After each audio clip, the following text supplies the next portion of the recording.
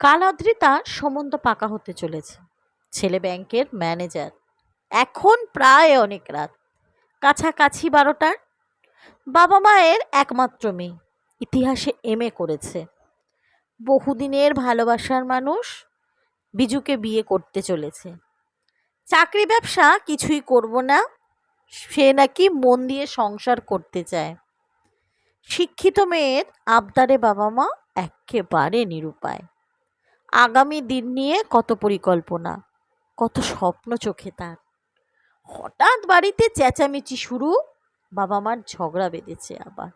এত রাতে মা কাঁদছে ড্রয়িংয়ে বসে, বেডরুমের বন্ধ দরজা। ছোট থেকেই নিয়মিত প্রায় অদ্রিতার বাপি মার এই দরজা। আজকে মনটা খারাপ বড্ড। 2 মাস পর বিয়ে হয়ে যাবে। মায়ের চোখের জল তখন কি আর এভাবে মোছাতে পারবে?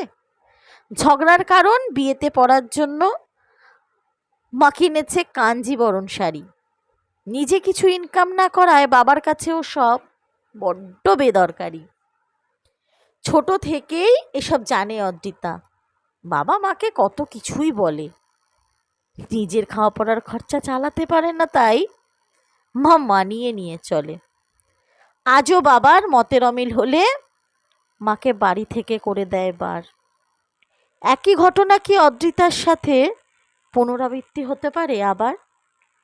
পরের দিন আর পাকা কথা হয় না, চাকরির খোঁজ চলে। নিজের পায়ে দাঁড়াবো যবে, বিয়ে করব তাহলে।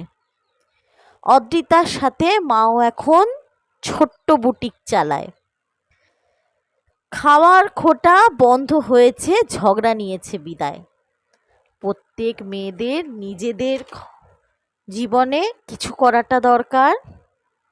সামান্য কিছু টাকার জন্য নিজেদের সম্মান হারাবে কতবার?